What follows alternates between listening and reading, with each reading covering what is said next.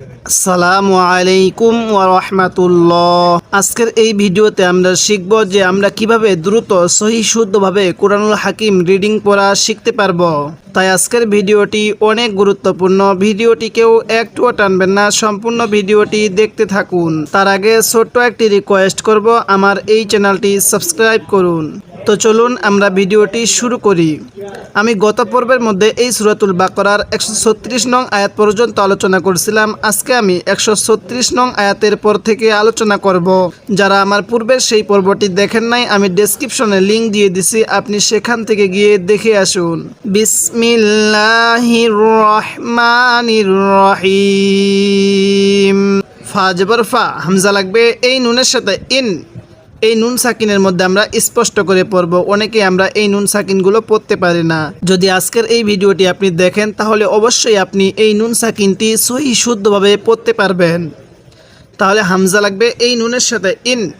ফা ইন, হামজা খারা জবর আ, এখানে এক আলিফ টান দিব খারা জবরের কারণে। তাহলে ফা ইন আ, মিম জবর মা, নুন ওয়াও পেশ নু, এখানে এক আলিফ টান দিব। পেশের বামে ওয়াও সাকিন থাকলে সেখানে আমাদের এক আলিফ টানতে হবে। তাহলে ফা ইন আমানু, ফা ইন আমানু, এরকমভাবে শিখব। বাজের বি, মিম লাগবে এই সায়ের সাথে মিস, লামজের লি, বি মিস লি, বি মিস লি, এটা কিন্তু সা, এটা অনেকে আমরা শিন পড়ে থাকি।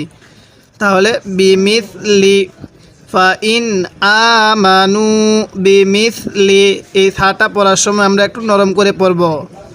ফা ইন আমানু বিমিসলি, মিম আলিফ জবর মা, এই মিমের মধ্যে আমরা 3 আলিফ টান দিব, কারণ মদের হরফের উপর যখন দেখব এরকম চিকন চিহ্ন, এরপর এরকম লম্বা হামজা, তখন আমরা ওই হরফটির মধ্যে 3 আলিফ টান দিব। তাহলে মা, এরকমভাবে টানটি দিব। হামজা খারা জবর আ, মিম লাগবে এবার এই নুনের সাথে মাং।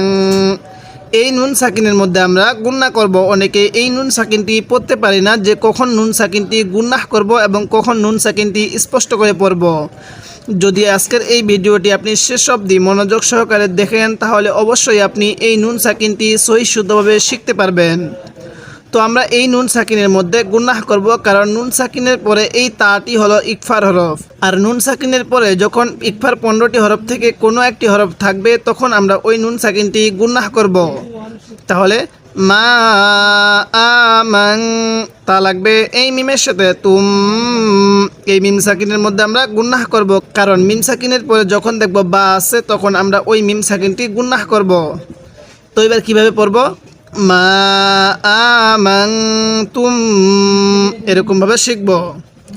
বাজের বি, হা খারাজের হি, এই হায়ের মধ্যে এক আলিফ টান দিব।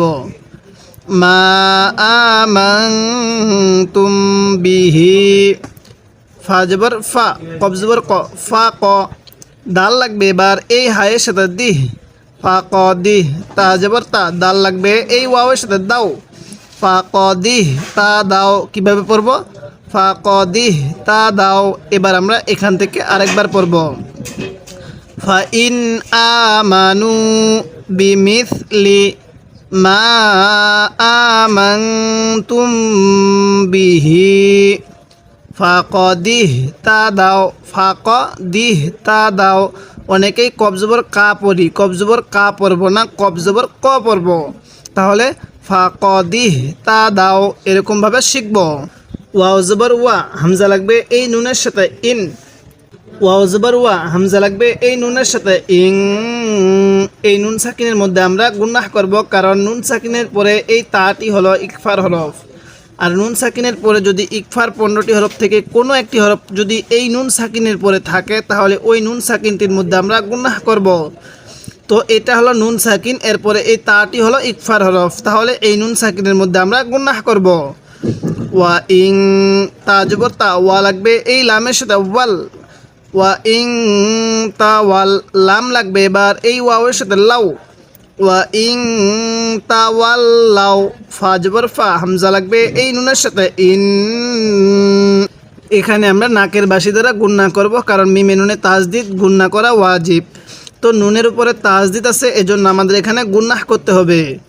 ফা ইন নুন জবর না মিম আলিফ জবর মা ফা ইন না মা ওয়া ইন তাওয়াল্লাউ ফা ইন্নামা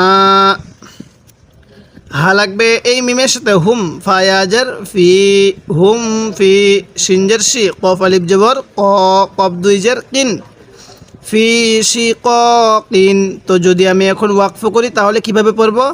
ফি শিক এরকমভাবে শিখব। তখন এই কফের নিচে যে দুই জের আছে এই দুই জেরকে আমরা বাদ দিয়ে দিব। তাহলে কিভাবে পড়ব? হুম ফি শিক। যদি আপনি এরকমভাবে বানান করে শিখতে পারেন, মাত্র একটি পারা শিখতে পারেন, তাহলে অবশ্যই আপনি দ্রুত সহি শুদ্ধভাবে কোরআনুল হাকিম রিডিং পড়া শিখতে পারবেন। ফা জবর ফা সিন জবর সা ফা সা ইয়া লাগবে এবার এই কাপের সাথে ইয়াক ফা সা ইয়াক ফায়াজের ফি এখানে এক আলিফ টান দিব না, জেরের বামে ইয়া সাকিন এক আলিফ টানতে হবে। ফা সা ইয়াক ফি কাপ জবর কা ফা সা ইয়াক ফি কা হাপেশ হু মিম লাগবে এই লামের সাথে মূল ফা সা ইয়াক ফি কা হু মূল লাম খারা জবর ল হাপেশ হু ফাসায়াক ফি কাহুমুল্লাহু। তো যদি আমি এখন ওয়াকফ করি তাহলে ফাসায়াক ফি কাহুমুল্লাহ এরকমভাবে শিখব। তখন এই হায়ের উপর যে পেশটি আছে এই পেশটিকে আমরা বাদ দিয়ে দিব। ওয়াও জবর ওয়া হাফেশু ওয়াহু ওয়াও লাগবে এবার এই সিনের সাথে ওয়াস ওয়াহু ওয়াস সিন জবর সা মিমিয়াজের মি ওয়াহু আসামি আইন লাগবে এবার এই লামের সাথে উল ওয়াহু আসামি উল আইন জবর আ লামিয়াজার লি মিম পেশ মু আলিমু। তো যদি আমরা এখন ওয়াকফ করি তাহলে আলিম, তখন মিমের উপর যে পেশটি আছে আমরা এই পেশটিকে বাদ দিয়ে দিব। এবার আমরা এখান থেকে শিখব ওয়াহু আসামিউল আলিম। যদি আইনটা উচ্চারণের সময় আমরা গলার মধ্যে একটু চাপ দিয়ে পড়ি তাহলে আইনটা সহি উচ্চারণ হবে। এবার আমরা এই আয়াতের শুরু থেকে ভেঙে ভেঙে পড়ব। ফা ইন আমানু বিমিসলি এই থাটা নরম করে শিখব। মা আমানতুম বিহি ফাকাদিহ তাদাও ওয়া ইন তাওয়াল্লাউ ফা ইন্নামা হুম ফি শিকাক ফাসায়াকফিকা হুমুল্লাহু ওয়া হুয়াস সামিউল আলিম। এবার আমরা এই আয়াতের শুরু থেকে আরেকবার মিলিয়ে পড়ব।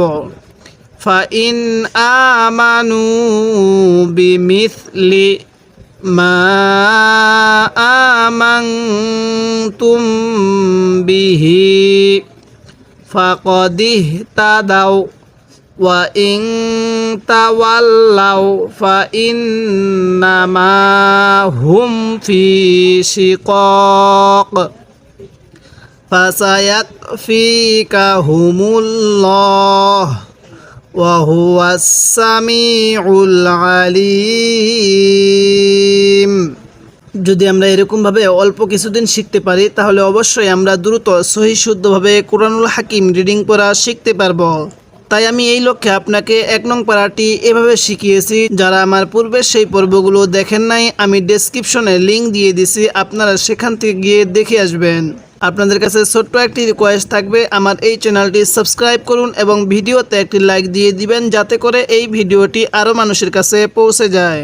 সৎ লাগবে এই বায়ের সাথে সিব, এটা কিন্তু সিন না, অনেকে আমরা এটাকে সিন পড়ে থাকি। তাহলে সৎ বাজার সিব গইন জবর গ সিব গ তা লাগবে এবার এই লামের সাথে তাল সিব গ তাল লাম খারা জবর ল হাজার হি সিব গ তাল্লাহি সিব গ তাল্লাহি। ওয়াও জবর ওয়া মিম লাগবে এই নুনের সাথে মান ওয়া মান হামজা লাগবে এই হায়ের সাথে আহ সিন জবর সা ওয়া মান আহ সা নুন পেশ নু ওয়া মান আহসানু